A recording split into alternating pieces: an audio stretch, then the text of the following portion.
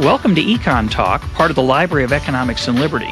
I'm your host, Russ Roberts of George Mason University and Stanford University's Hoover Institution.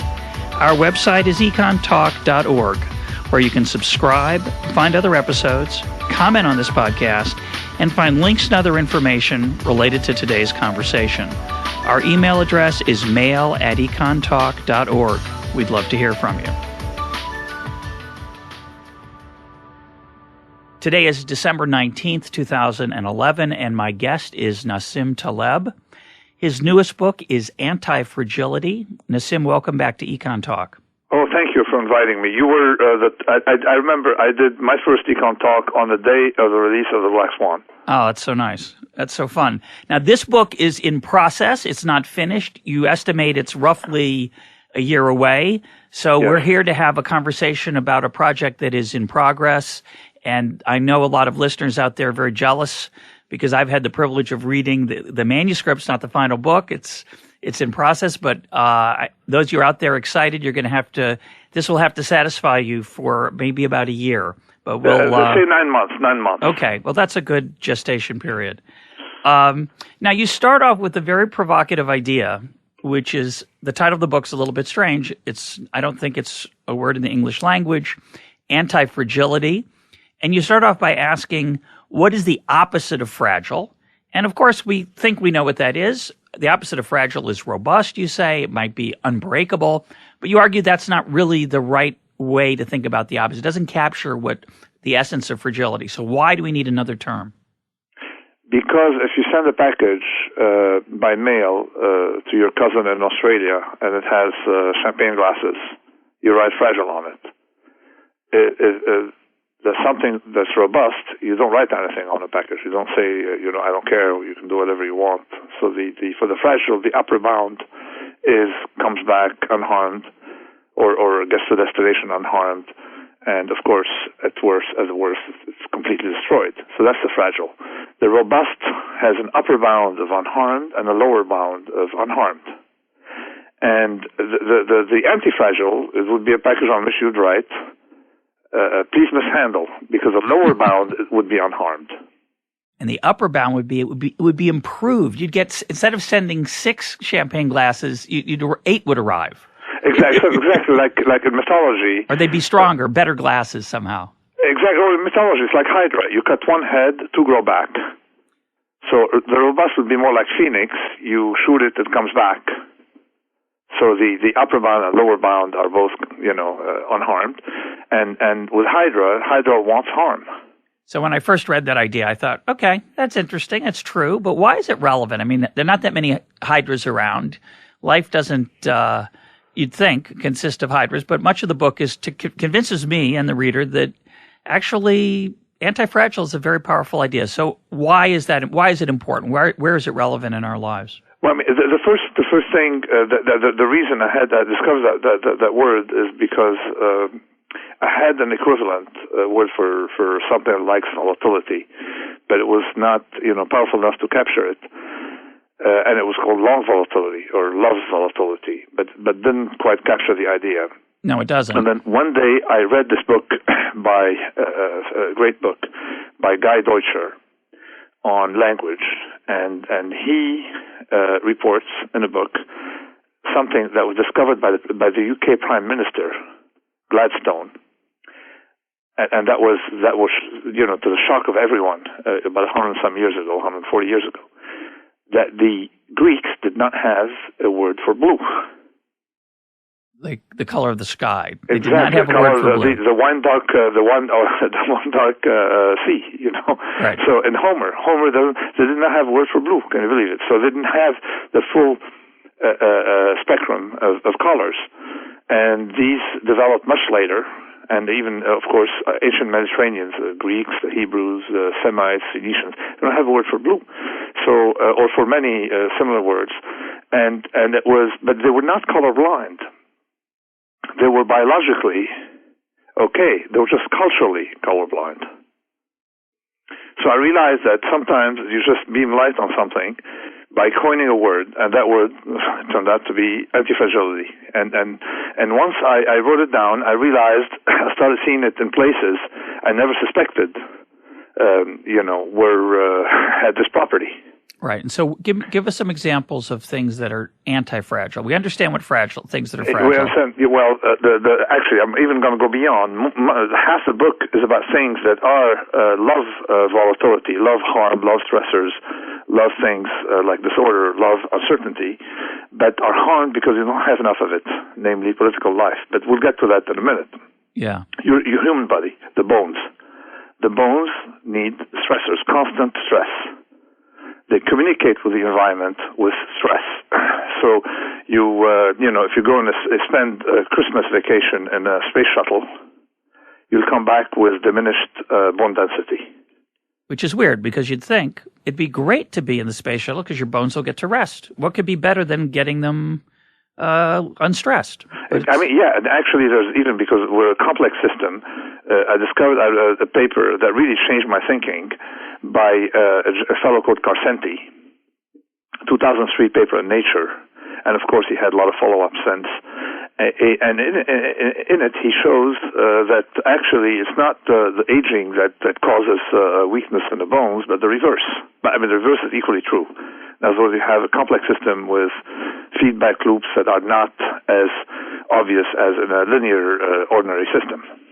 And therefore, the idea is that weak bone mass makes you older. And vice versa. Weaker and older.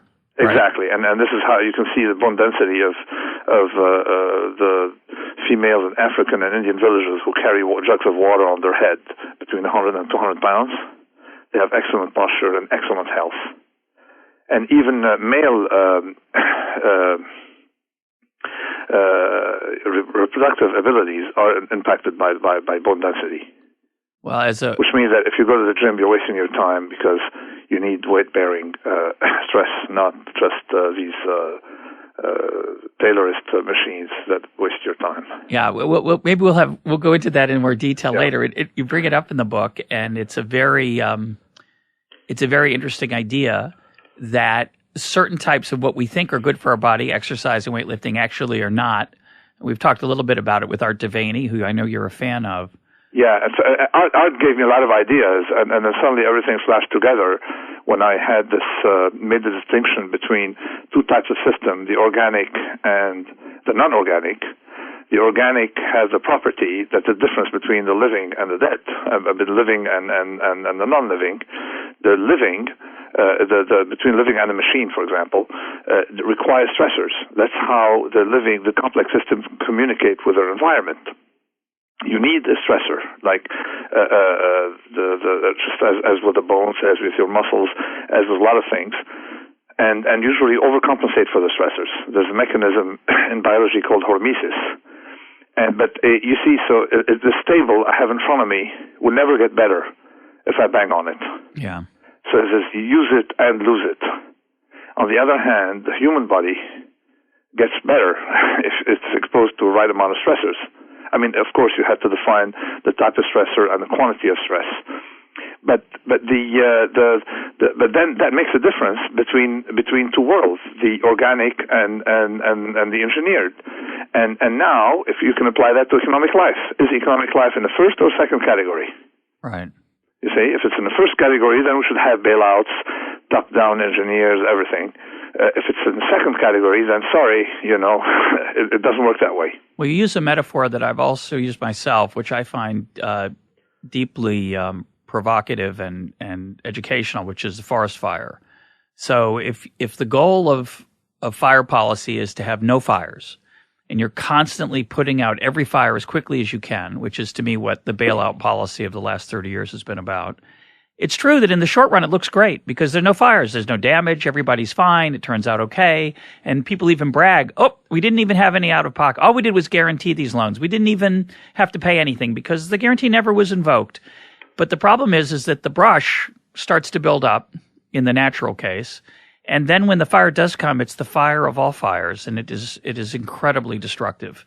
Exactly. So what you're doing is you're not lowering volatility, you're increasing fat tails. Yes. So which means that most of the contribution to the damage will come from a small number of events or one single event. Well, it's the same thing in economic life with Greenspan, or it's the same thing with the human body. If you put someone in a germ-free environment for 15 years, then invite him to take a ride in the New York subway at rush hour, I think he will last a few minutes.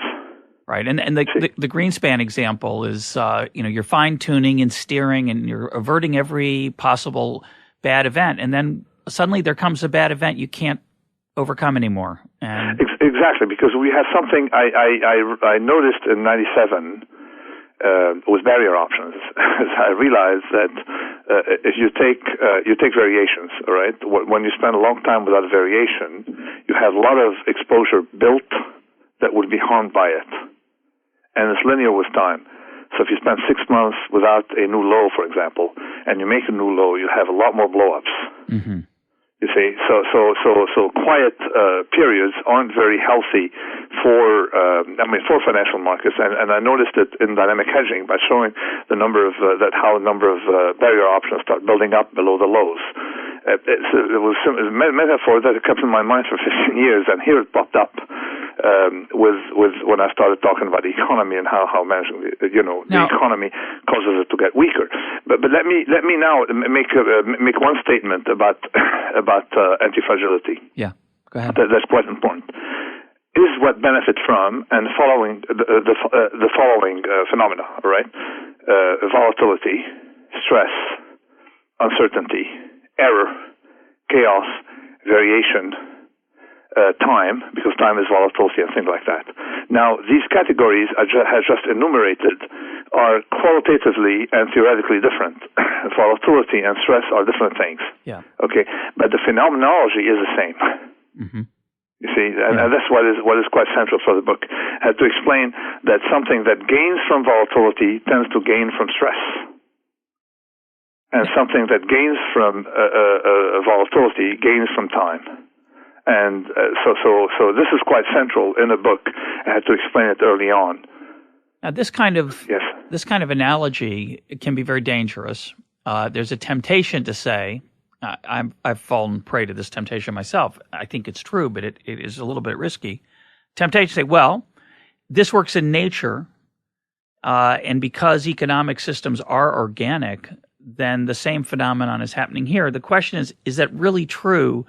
And what are the underlying causes of that? And I think what you get at that's so interesting is really the fundamental nonlinearities in these organic, unconstructed, unengineered, emergent systems.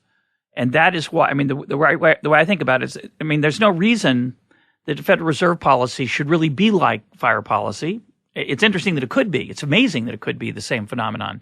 The question is it? And I think the reason it is gets at the nonlinearities you talk about, which is that if I have a bad event happen 10 times, it's not the same as a 10 times worse single event. That massive large event, because the damage is not linear, the effects of the damage they get dramatically worse as the size of the damage occurs.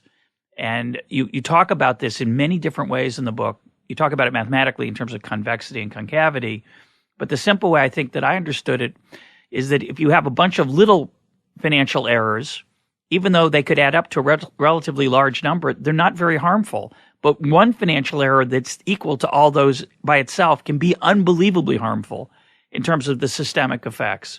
So this seems to me to be the essence of what's going on in these organic systems. Yeah, definitely. Whenever you have nonlinearities, then you have a certain effect, and it so happens that effect translates automatically into either fragility or antifragility. Nonlinearities implies one or the other, and actually even used this idea to detect risks in risks of tail events, and the stress test thing that's now I'm writing an IMF staff paper on it, collaborating with them on a method to detect tail risk by seeing if you have nonlinearities of exposure. Is, for example, these stress tests that we do, they're nice, they work sometimes, most times they don't. Why? Because the number you have to come up with for a stress test is arbitrary. Why are we stress testing 10%, not 11%? So if someone has nonlinear exposures and you stress test him at 10% and he passes a test, as many European banks did right before the last rout. But then if you test them at 11% or 12% and see the risk increasing, then you realize that you have a huge exposure to model error from that nonlinearity. Yeah.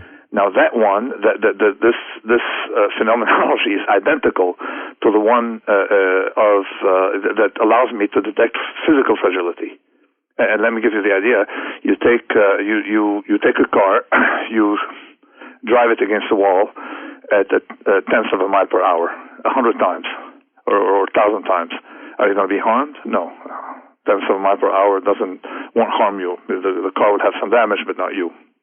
Now, drive the same car once at 100 miles per hour.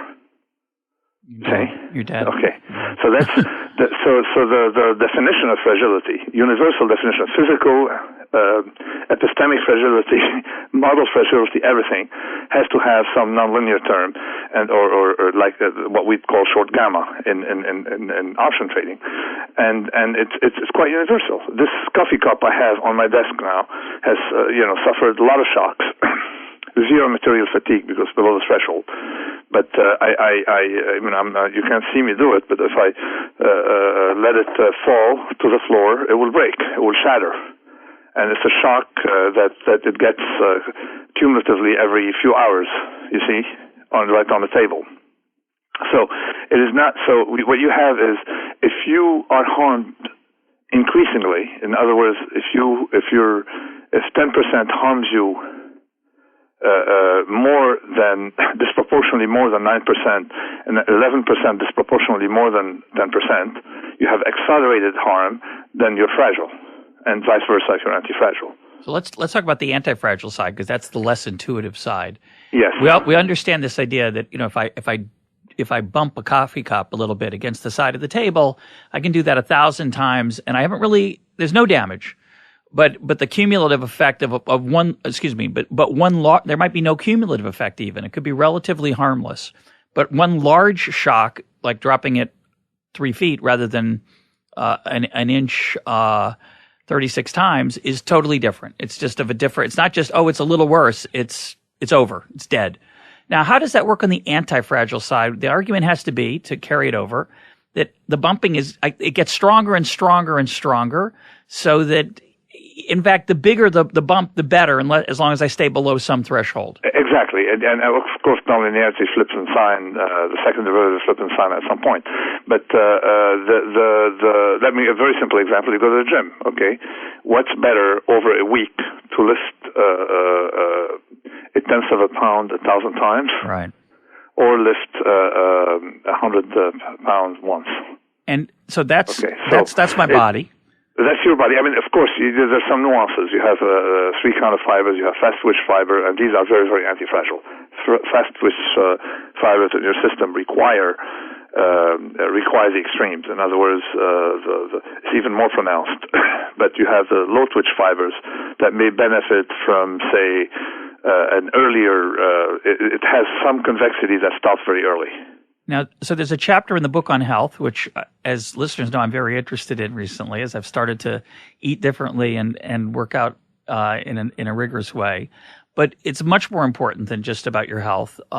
There's a huge part of the book is about both career advice and about policy advice. So let's talk a little bit about career advice. You point out it's a provocative idea that the tails are very different from the middle. It's, again, essentially a nonlinearity.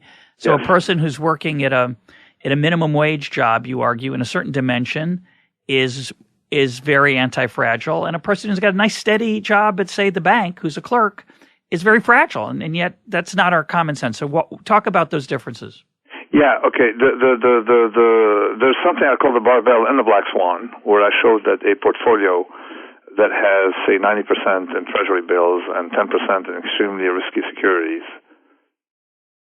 it was more robust because your measure of volatility provided, of course, adjusted for inflation, or if you have inflation-linked securities for 90%.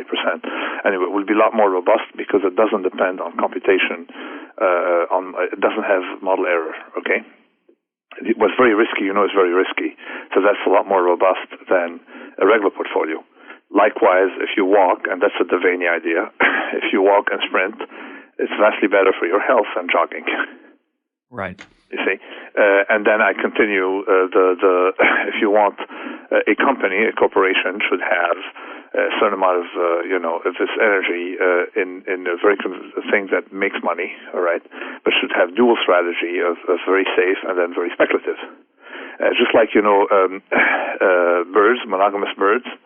Well, you know that the strategy in the female kingdom, even under monogamy, is you have the accountant, and once in a while you have you get pregnant with a rock star. Yeah. Okay, so that's a barbell strategy. You see, another barbell strategy. I noticed that the great writers did not work as journalists. Yeah, I love they that. had a cushy job. They had a barbell, and then when they wrote, it was very speculative literature. Like Kafka had he didn't have a job as a journalist. He didn't write during the day. You see, it's not like he was a journalist. So that's very common in the French literature. When their parents are rich, they become diplomats. When the parents are poor, they become postal workers. You see, and you write on the side rather than have that middle. Einstein was a patent clerk, and then did his theories at night. I think so instead of being an academic, sorry? Yeah, Faulkner worked in a boiler room somewhere when he was writing his best books. But why is that relevant? Why is it bad to work as a journalist? That seems okay. Why in the middle, I'm saying like some things in the middle sometimes. There's some I can explain, some I can't explain. You see, but when I go to a restaurant, I'd like to have my steak and salad first, and then the dessert later. I don't want them to mix the steak with the salad and the dessert and bring them to me at once. You see? Sure. So you want a certain separation of function and separation of things. In a lot of domains, it confers some robustness on grounds that to get antifragility, first of all, you have to remove fragility. It's not symmetric. Antifragile is what has a right tail. Fragile is what has a left tail, but the antifragile requires no left tail. Yeah. You see, in other words, you have to clip your left tail. You have to have some margin of safety, and then be very speculative to be exposed to volatility, long volatility. And underlying that idea, which is very beautiful in the book, is this idea of an option where you can, the downside comes, but you're not subject to it. You can refuse it, and then you can embrace the upside. Exactly, and I made and then I took it into epistemological grounds by saying, okay, in finance, you may say that people, you pay for the option because nobody's going to give it to you for free, and typically very often options are highly overpriced because people are scared of them when they're labeled as options. But in real life, people don't notice the options. You see, and it's not just real optionality is situations. And I took it into the epistemological ground by showing how if trial and error is an irrational option, in a sense you keep what you like, and nature actually tinkers, and we discovered only 40 years ago with Monod and Jacob that nature knows it can make the perfect baby, so it tinkers. You have spontaneous abortions 50% of the time, right, without anyone knowing about it. You see, so the trial and error is embedded in my idea of a convex economy. Yeah, most mutations are not productive, and they get weeded out. They don't get to reproduce. They're failures, and they're just thrown out. That's exactly. And nature actually, there's a fractal layers of antifragilities. And there's a gentleman who read my draft, and Antoine Danchin, who's a top-notch physicist turned geneticist, and he uncovered the mechanism within your cells that causes premature age. Why premature aging comes from not stressing your system, and because there's competition between molecules in your system. So what you have is evolution is an anti-fragile process. It likes some volatility, otherwise you don't have selection bias. It is selection, okay? Right. Likewise, in your body, okay, you have competing things, and you want to always accelerate the weakness of the weak in order to get to get rejuvenation of cells. Mm-hmm. So, and then there's a mechanism called hormesis, and that was known by the ancients. if you give someone a little bit of poison, he becomes immune, called misredatation. I don't know how to pronounce it. Misredatus, all right? Was a king who became immune to poison that way. But they noticed also that went beyond, that you got actually stronger with a very small doses of exposure. It's not, what you think. It's definitely not homeopathy. It is actually something that has been tested in a lot of domains. A little bit of radiation it's universally protects you from skin cancer. Sorry? Yeah, it's universally observed in science. It's very difficult to find a counterexample. The expression in everyday life is the dose makes the poison, meaning at a small dose it's good for you. With the large dose it could kill you or will kill you. And we see it constantly. We see it, the discoveries about the benefits of alcohol. Obviously, in small doses, it appears wine is good for your heart. In large doses, it destroys you. That's true, but you have to be careful with this. That was what Paracelsus, who, one of the pioneers of homeopathy, discovered. I'm not talking about homeopathy, where really it's a matter of dosage, you see. Well, but I'm talking about a real something that's evidence-based process by which some amount of exposure causes overreaction on your part. Mm-hmm. You see, and actually, when you go to the gym, what you have is an overreaction. Yeah. I lift 100 pounds today. Okay, my body will project that I'm going to have a stressor slightly worse next time. So it prepares for 105 pounds. Yeah. Provided you have enough recovery. Right. You do it 10 minutes. Homeopathy is something where you have very small things. I mean, the saying applies to both, but I would be careful. I don't want my ideas to be used by people in homeopathy to justify their methods, because their methods have not yet shown any scientific empirical validity. And you're not suggesting you should be drinking, taking a lot of arsenic in your sprinkling arsenic on your food. You're saying that the right level of stress at small doses makes you, what doesn't kill you makes you stronger. Yes, and also, but you have to make sure that you don't have selection bias as well. For sure. And I wrote about some illusions we have about things that get people stronger. In fact, it's just a selection bias. For example. So there are a lot of things in antifragility that are counter common wisdom. Right. You talk about how because of selection bias, it looks like it's making you stronger, but just you've weeded out some of the weak ones. It's not exactly, which is effectively how it works within the cells. Right. You see, it's more of a destructive process within your cell than a strengthening process, and can do the same within populations. You see. So let's talk about via negativa, which is a phrase you use to capture addition by subtraction, and part of this is a reaction to some of the criticism you got from the Black Swan, where people would say, okay, so every once in a while there's a really bad thing that happens. So how do I predict that really bad thing? and your insight, which is so profound, is that the whole point of the Black Swan is that you can't predict it.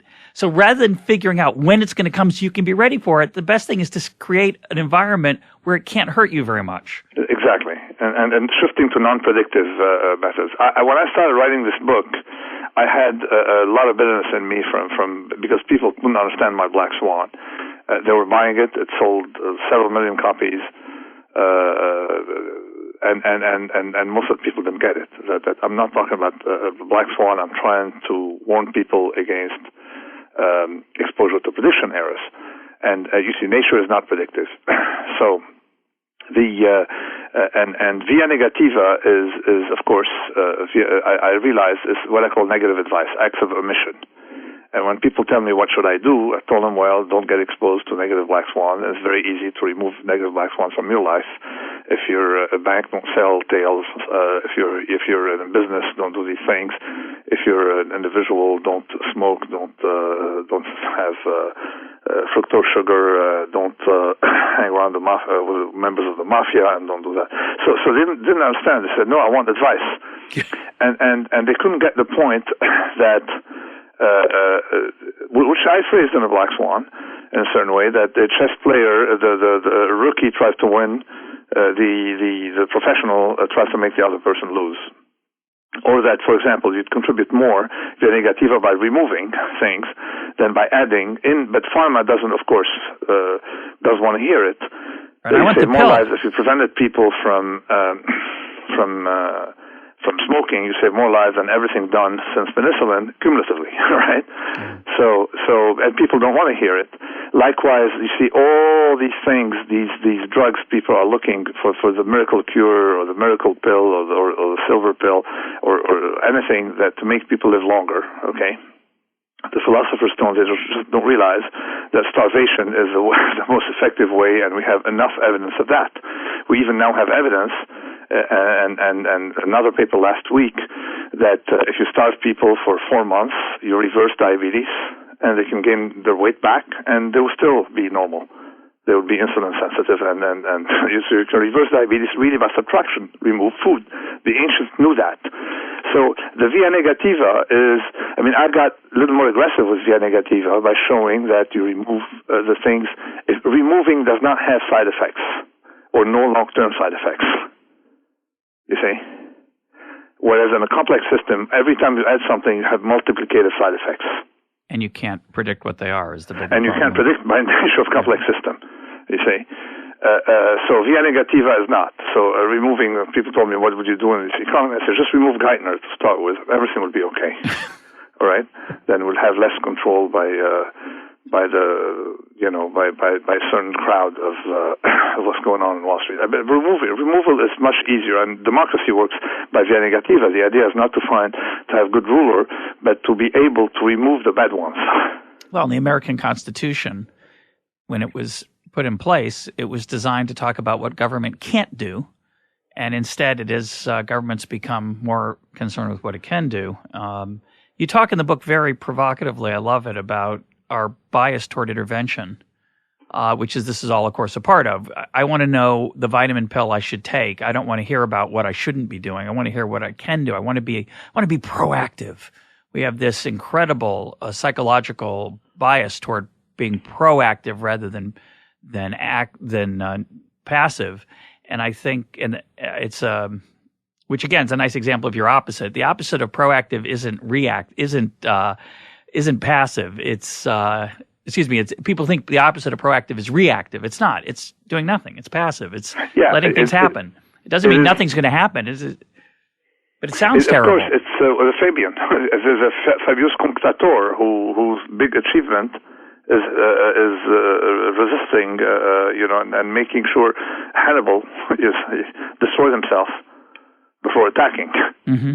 Yeah, you see, and this is he's a big general, and he was not a coward. He just said, my asset is time, and I want to use it. This ties in a little bit, to me a lot, I think in the book also, where you have a very a nice diagram. You have a giant cube, which is the real world and what we know about it, the real world, and then you have a little tiny, tiny cube, which is what we know about the real world that is scientifically rigorous, experimental, tested through rigorous techniques. And unfortunately, it's a fact that what we understand rigorously is a very small part of what we'd like to understand. But we can't help ourselves. We want to believe that real world is a lot more understood than it actually is. How do you explain that? Yeah, this is where I have the character Fat Tony. Okay, who had a lot more, he didn't have knowledge of the small world, okay, but he had rigor in the large world, and in the end, what matters is the rigor of the large world. You see, last time we spoke, I was talking about Procrustean bed, about, the tendency we have to, well, tell the story. Tell about the bed of Procrustes. Yeah, okay, the bed of Procrustes we had, there's a fellow had a bed, and he would abduct travelers and feed them, and then put them in his bed. Those who were too tall, he would amputate their legs, and those who were too short, he would stretch them. So the bed was a perfect fit. A perfect fit, always perfect fit. We have a tendency in a lot of things to try to put people in a Procrustean bed, and Fat Tony had the rigor of thinking outside the Procrustean bed. What we say is thinking outside the box or something. But it's non-trivial because there are rules outside the box, and these rules are you can actually catalog them, and you can actually change the small world by coming from a large world rather than doing the opposite, the autistic, whatever you want to call it. Analytical micro. It's like trying to impose logic on larger one. So because logic works, but things are a lot more ambiguous. So via negativa is a central idea, you see. Harnessing antifragility, trying to discover things by trial and error, and focusing on payoff, which is non-predictive, rather than focusing on probabilities, which have embedded the predictive thing in it, you see. Probability is predictive, and predictive aspect to it. So we have a different paradigm when you work in the large world, and of course we have the invisible what I call logic of rules we have inherited from the elders. And typically, just like as you mentioned the American Constitution, you have the heuristic, what I call the ancestral heuristics, what we have inherited from the elders, and typically they're negative rules, what not to do. Yeah, I think that's probably almost always true. Yeah, like debt. I mean, the Babylonians had a interdict against debt. So were, of course, the Hebrews. So were the Greeks. I mean, the Greeks did not like that. They didn't have a strong interdict. Aquinas had a fatwa against that. Neither a borrower nor a lender be. Yeah, exactly. And then you have, of course, Islam bans that. But the language used by Aquinas in his Summa is vastly stronger than the language used in Islam against that. So you learn there's no reason, you don't have to understand the logic, but there's something in risk management. The largest end you find, you're going to find it either in nature or in history. You see. So if you're talking on statistical grounds, it's a much more ecological test and with a very large N. Yeah, big sample. And yet we always think, well, we just need to manage it. Debt is bad, of course, but I don't need to worry about it because I know how to. I've got a theory. I've got a model. I can make it work. Yeah, I've used the very same convexity effects, okay, both to show why you need stochastic feeding. Why, of course, the hormesis, what we call, what you were calling harm, benefits of small doses of something otherwise harmful, and all the other things, there's the same convexity effect. Size and debt and over-specialization fragilize, and leverage, they fragilize. Yeah. You see, a redundancy makes you robust, and eventually is actually necessary even to become before becoming antifragile, is to have large redundancies. It may seem strange, non-optimal, but we have inherited, as I said last time, we have 2 lungs and 2 kidneys. An economist would never design a human being with 2 lungs and 2 kidneys. It's wasteful. It's dead weight loss. Exactly. So the opposite of spare parts would be debt. Yeah. And nature doesn't like that. Nature likes redundancies. And actually, this mechanism of overreaction is redundancy. And let me give you a little hint here. When you take a trader or a risk manager at a bank, they look at the past for the worst case scenario. Okay, and actually, making a mistake of not recursing. They say, well, the worst day was 22% in the stock market, so let's use 22%. The human body doesn't do that. Right. The human body doesn't think that the worst harm is going to be the next worst harm. The human body builds a margin on top of that. Yep. It thinks, the worst day was 22% in the market. Your human body would say, okay, let's calibrate and adjust and manage for 27%. Or 50. If we can. Sorry? Or 50%. Whatever. Not that much. It's just like if I lift 100 pounds, my body will start coding, you see, for an ability to be able to lift 105 pounds. And then if you lift 105 pounds, then it will code again for a little more. There are limits, of course, of structural limits, but they will go to these limits. But the other side of this, which again is just incredibly fascinating and helps you see the way the world is working these days, is that in today's world, because of policy we've imposed already, we allow fragile people to impose they become anti-fragile and they push their fragility onto others.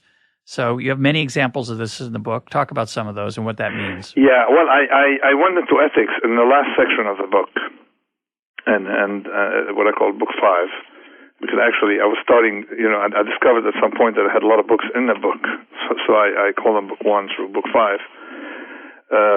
Because they're separate topics after the first section in which I present antifragility, and the last one is I call it skin in the game. The ethics of antifragility. What happens is that some people in society have the option, namely the bankers, the managers of businesses. Okay, is in left column. They have other people's skin in their game. No skin in the game. They keep the upside and transfer the downside to others. Yeah. And you can see it easily. Managers of companies, the stock market has lost about $5 trillion over the past 10 years, comparatively, because a lot of stocks were issued at a higher level compared to cost of funds. Say $5 trillion is a ballpark figure. Managers of companies made $400 billion. Why? Because they have the upside, no downside. So they're actually only option, and they benefit from volatility. So no skin in the game. In that category, I put bureaucrats, journalists, corporate executives, bankers, of course, and other people I call fragilistas. Okay. Now, people with skin in the game are citizens, people who have the upside and downside of their actions. They don't pay their mortgage; they lose their house. Or people, if I make a mistake, then you have skin in the game. And of course, my rule of ethic is whatever I write about is to have a corresponding position in the market. So I don't really care about being perceived right or wrong. What matters is the payoff. Anyway, so this is the middle column, is people with skin in the game. And of course, the right column is an interesting column of people who actually don't have upside. You see, they're there to take the downside of others, and they have the highest status in society. Traditionally, they've had the highest status in society. Just compare a banker who has upside and no downside, because they don't have negative bonuses, okay, to someone in the military. He doesn't have a bonus, and he has his life on line. You see.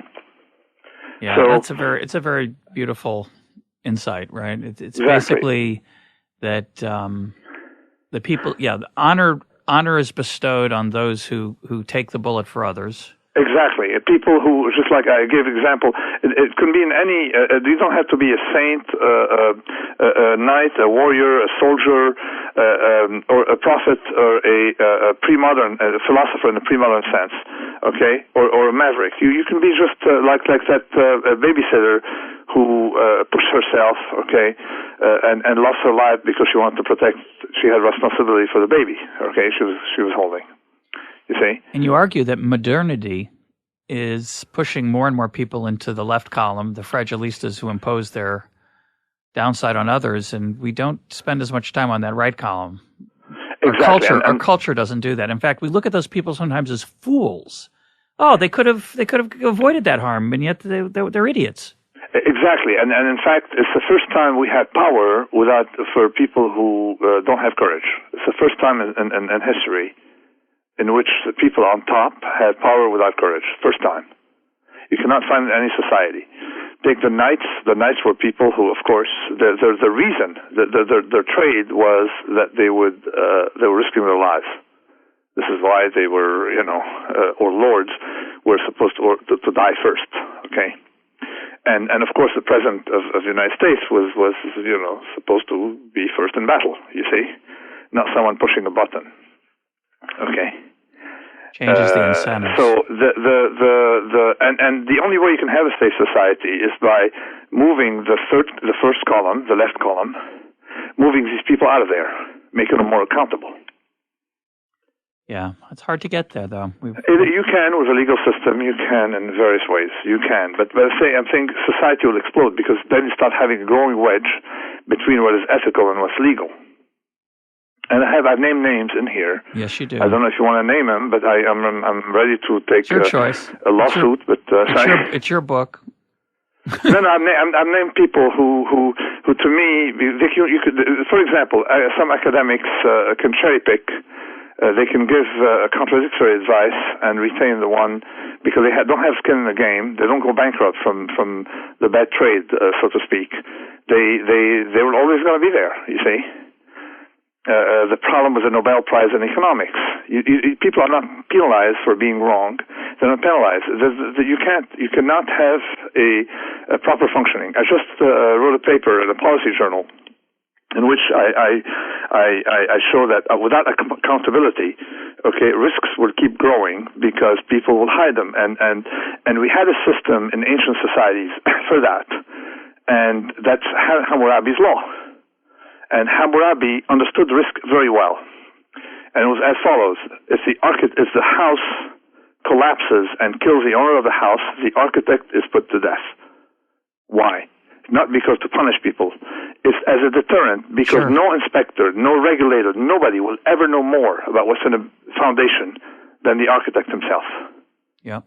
You see, so you can hide risks from society, you can cherry pick, you can do a lot of things, unless you have a direct responsibility for the results of your action. Yeah, it's. And when I put it in the New York Times, it seemed too simplistic. I put that proposal in the New York Times by saying, that capitalism is not about incentives; it's about disincentives. Yeah. You see? Yeah.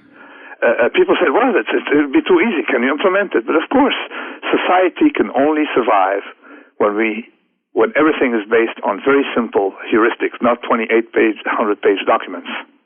No appendices with lots of Greek letters. No. Now, it's a deep idea because it really gets at this interface between what I would call effectiveness and ethics. And I had a conversation this past week with someone. I was suggesting that the chair of the Federal Reserve over the last 15 years has encouraged imprudence, has honored and rewarded malfeasance, has insulated people from recklessness relentlessly, and that maybe there was some bad incentive problems with the way the Fed was structured. And her reaction was, I don't like to think that about the chair of the Fed. I think they're trying the best they can. Well, that's nonsense.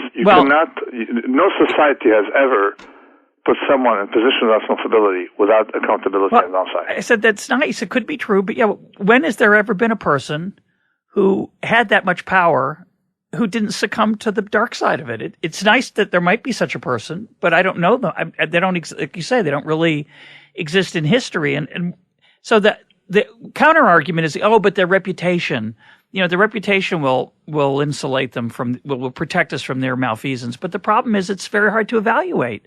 It's true, but you don't see the link between action and consequence. So when I talk about fragility and in my central chapter, chapter 5 on political systems, I talk about localism. Talk about Switzerland. Talk about Switzerland. Yeah, Switzerland doesn't have. People think that Switzerland Switzerland doesn't have a government. It has or if it has a very centralized government, at a very local level. You see, it's a collection of municipalities, and the noise washes up. Okay, so it's not that their political system is remarkably intelligent. It's just that it's small, so the mistakes are made small, and things aggregate up without the mistakes. You see, the other element in it concerning ethics is that if you make a mistake in forecasting, you make a mistake, any kind of mistake, it's not like Alan Greenspan, who's never going to run into you or other victims. You encounter these people Sunday at 10 o'clock at church, you see. So you have this biological skin in the game that doesn't exist, when you in Brussels, for example, where you can have this loss of ethics at the level of lobbyists. Shame plays a role in everyday life. It can't play a role if the only people you see are the people you're helping. Exactly. This is why on my column to the right I have the artisan, and the last artisan we had, the last great artisan was Steve Jobs. Yeah. Where people have their ego in the game. Yeah, you see. That's right. It is. They have their product. Steve Jobs had his the inside the computer, he was just like cabinet makers. Unlike these commercial shelves you buy, they look great on the outside and ugly on the inside because not meant to be displayed. Their inside is not meant to be seen. It's the same thing with Steve Jobs. Had the inside of the computers look good, although you can't open them. So, which is kind of crazy.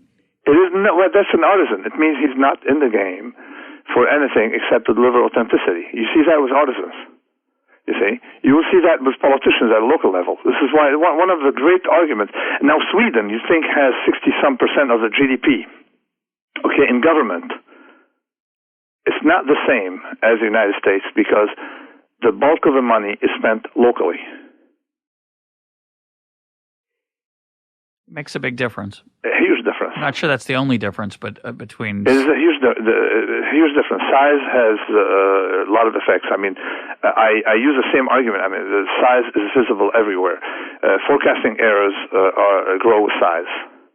See, I have a very sinister theory of the size bias, which is, you point out Switzerland works very well, that small mistakes are relatively harmless. They just stay small. They don't aggregate up.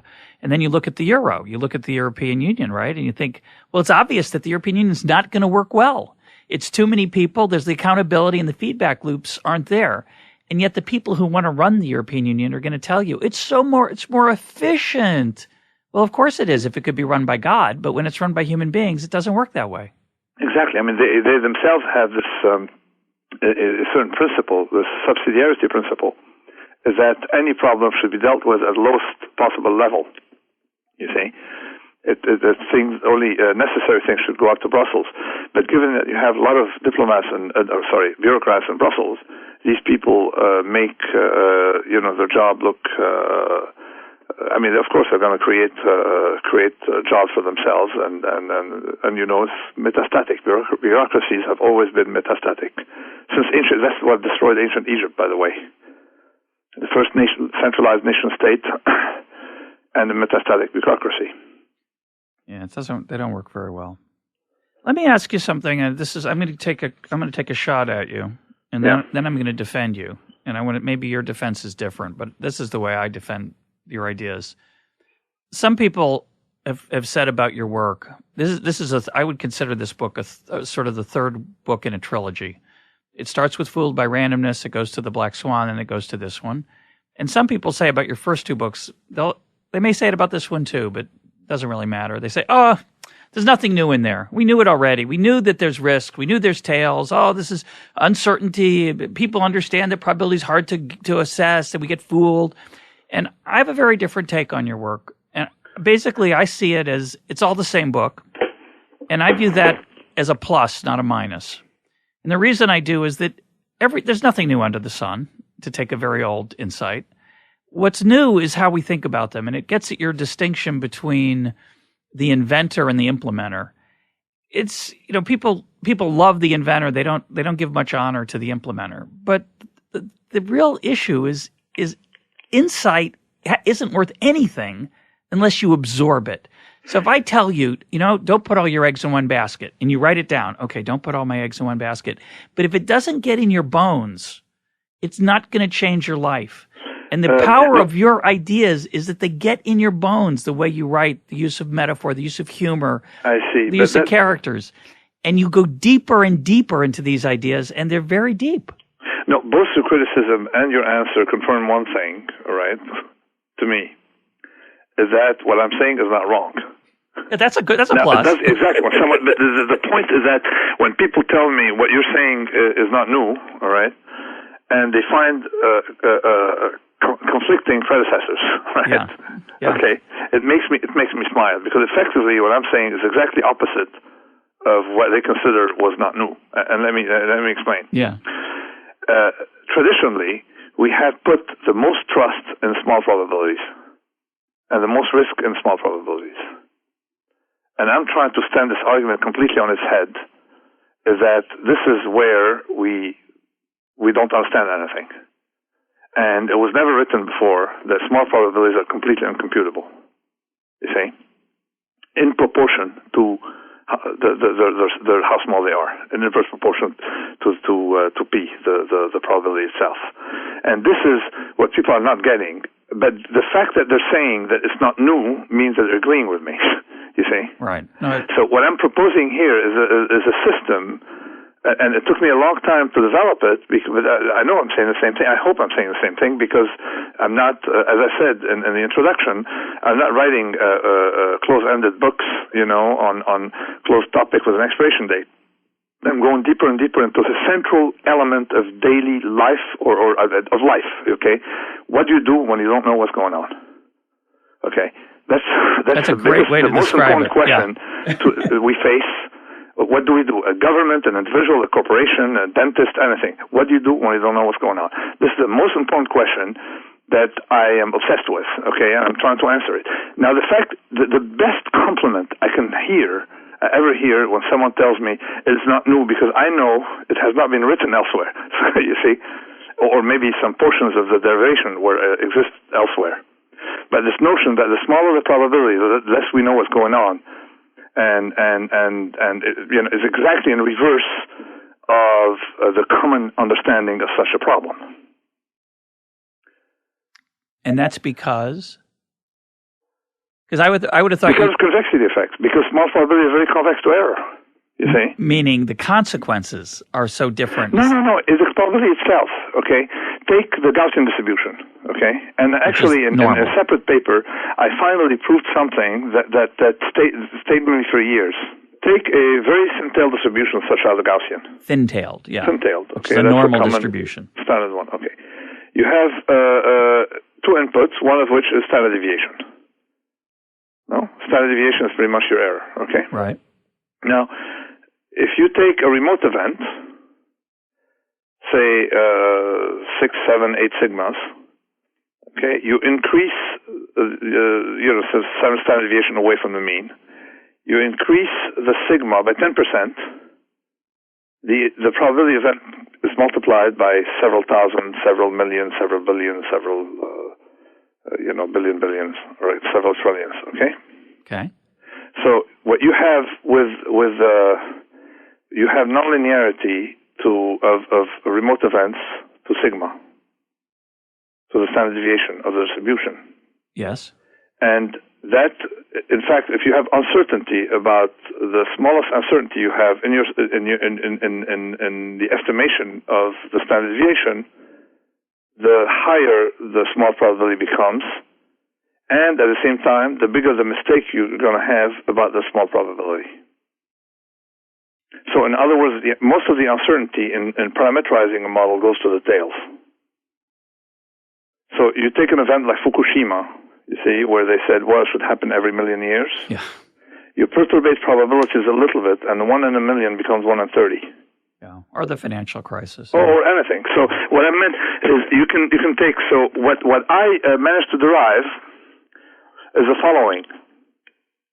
If anything, any small probability, all right, is derived with an error rate. You agree? You have an error rate because only God doesn't have an error rate. Yeah. But then God doesn't have probabilities, all right? Yep.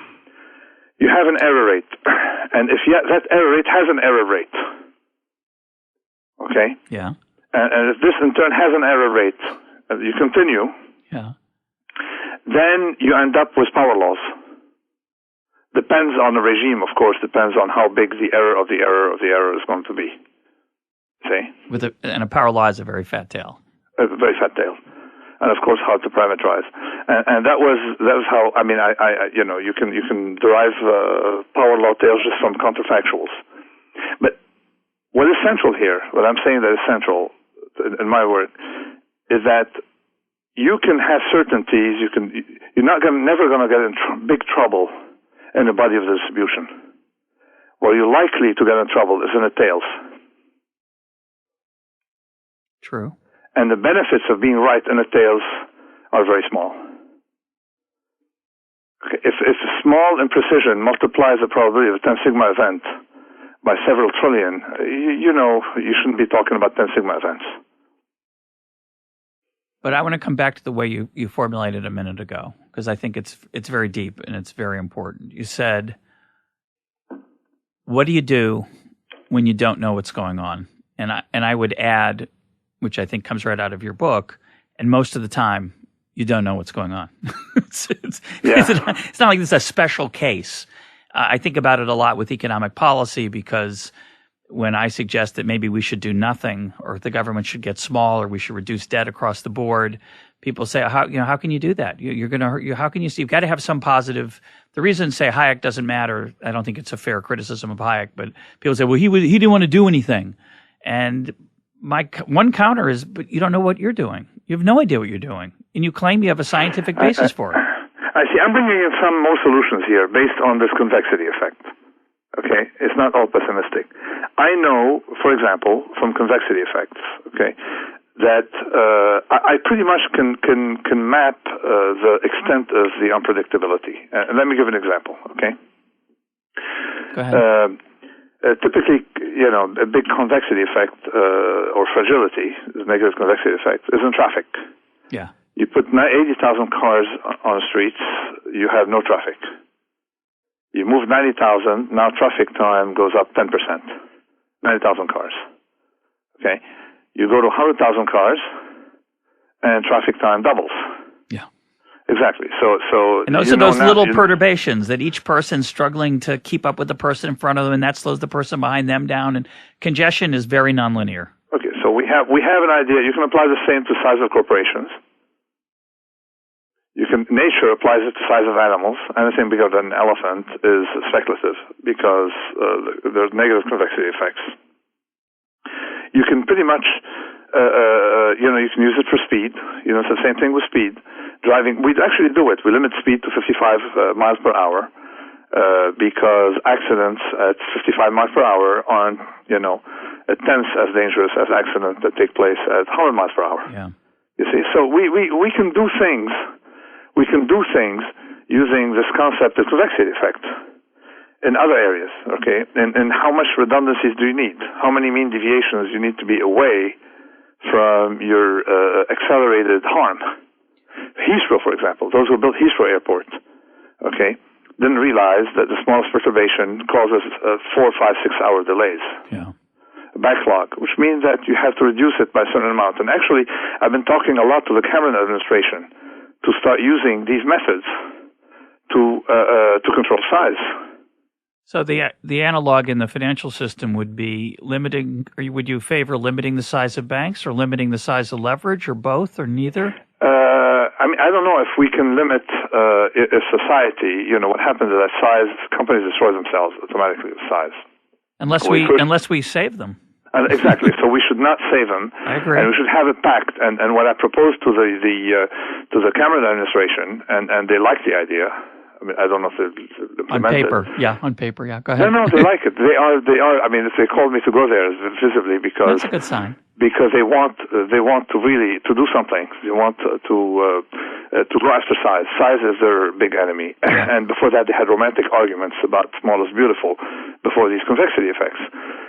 And I said, okay, it's very simple. You take a company, you certify whether if this company fails, you don't know if it's going to fail, but should it fail? Okay, the taxpayer has to bail it out? Yes, no. If you think the taxpayer would need to bail it out if it fails, then automatically, the employees can no longer get bonuses. Yeah. But effectively, they are de facto potential civil servants. And you can't play the long option game at the expense of taxpayers. Remember, my ethics problem is someone who owns the option at the expense of taxpayer, someone else. Right. You see? That would automatically force companies to be of such size that they won't be bailed out. Yeah. It's a very nice pact you make with a company. You say, you can do whatever you want, you can pay each other as much as you want, we don't care.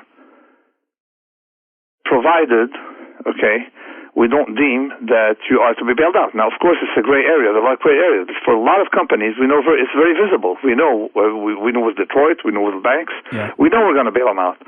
Therefore, they're civil servants. Yeah. Okay, and by forcing them, by putting caps on how much banks can pay in bonuses, people are moving to hedge funds. The risk is flowing to the hedge funds, and these are not to be bailed out. Great. Yeah, let them go. Yeah, exactly.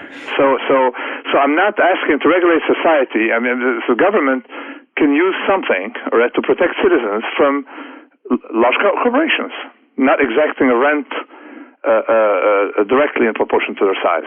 Yeah, that's an interesting way to it's a way to limit their size organically, in theory at least. It's a way to discourage them from growing because they realize if they do, they'll lose their opportunities for the upside. Exactly. They no longer can use the free option on society. Yeah. Or do what I call it Bob Rubin. Bob Rubin had $120 million in bonuses, retroactively financed by the taxpayer. Yeah, I know. We had to eliminate the Bob Rubin problem. It's very depressing.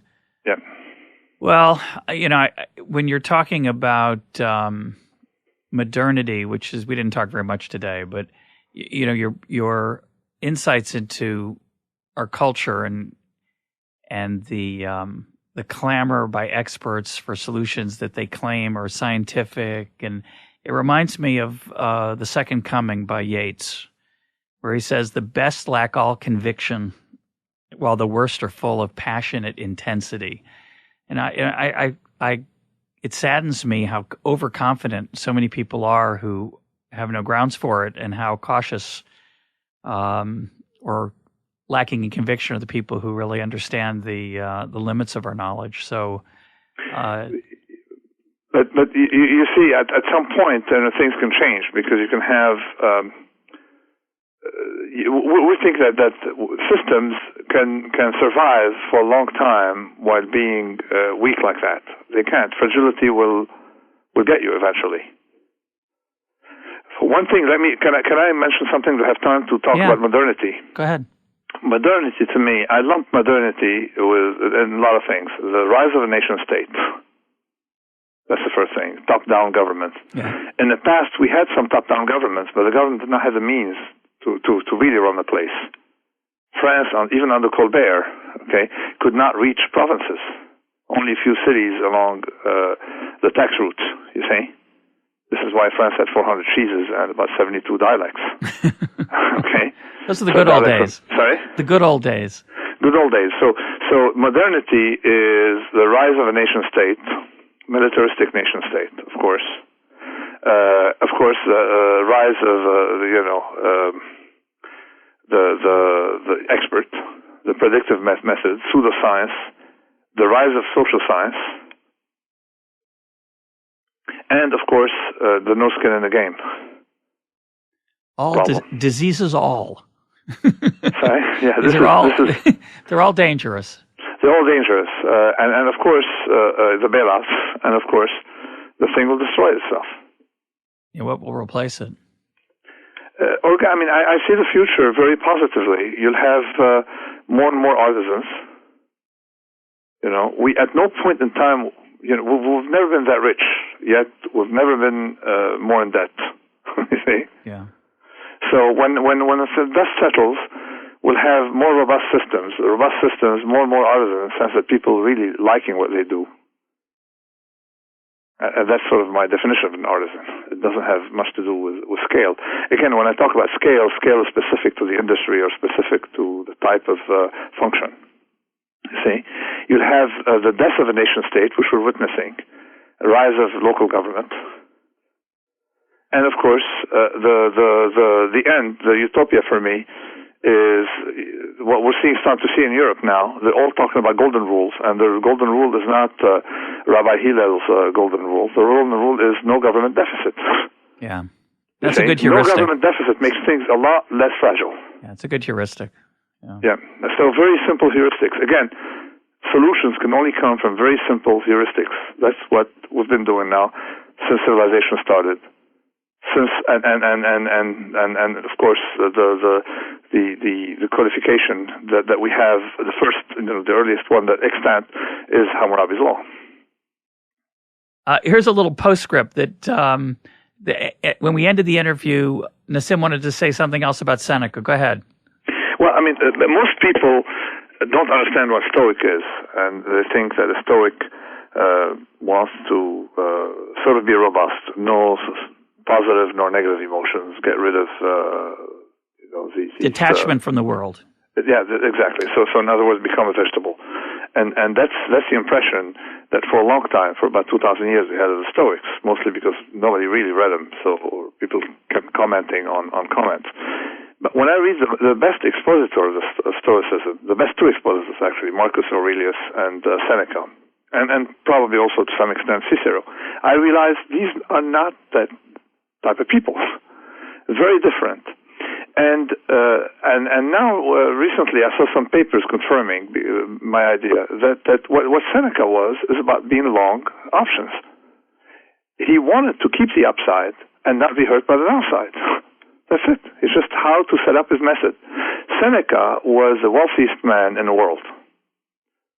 He had 500 desks, okay, on which he wrote his letters. Talking about how good it was to be poor, okay, and people found inconsistency, but they didn't realize what Seneca said. He was not against wealth, you see, and he proved, that effectively that philosopher can have wealth and can be a philosopher. What he was about is dependence on wealth. He wanted the upside of wealth without its downside. And what he would do is, he had been a shipwreck before. He would fake like he's a shipwreck and travel like a shipwreck once in a while, and then he would go back to his villas and feel rich. He would write off every night before going to bed his entire wealth as a mental exercise. He would just as say, a mental exercise, and wakes up rich. Yeah. So they kept the upside. In fact, what they had is my summary of what the Stoics were about is as follows. I mean, the people who really had, it was like Buddhist, but it was an attitude, wanted to have the last word with fate. Mm-hmm. And my definition is, I said, a Stoic sage is someone who transforms fear into prudence, pain into information, mistakes into initiation, and desire into undertaking. So it's very different from the Buddhist idea of someone who is, completely separated from worldly sentiments and possessions and thrills. It was very different. It's someone who wanted the upside without downside. And Seneca proved it. And the way you get there, Seneca suggesting, is through mental exertion, not through necessarily, some of it's action, obviously, but some of it is the way you look at your life and what you prepare yourself for and how you affect your expectations. Exactly. He understood the hedonic treadmill, that Danny Kahneman rediscovered about 2,000 years later. He understood it very well. And he understood that wealth, he said, you're in debt when you have wealth, whether you are in debt from, just debt from others or from fortune, you see. Mm-hmm. And he wanted to write off that fortune, and he wanted to remove his dependence on fate, on randomness. He wanted to have the last word with randomness. And he did. Not a bad goal. My guest today has been Nassim Taleb. Nassim is the author of the eventually to be published Antifragility. It's a book that bristles with ideas, and many of them, besides making you think, are actually helpful in everyday life and maybe helps you vote right. I'm looking forward to the final version, Nassim. Thanks for being part of Econ Talk. Oh, thank you. Thanks a lot for listening to me before the book's completed. Take care. Thanks a lot.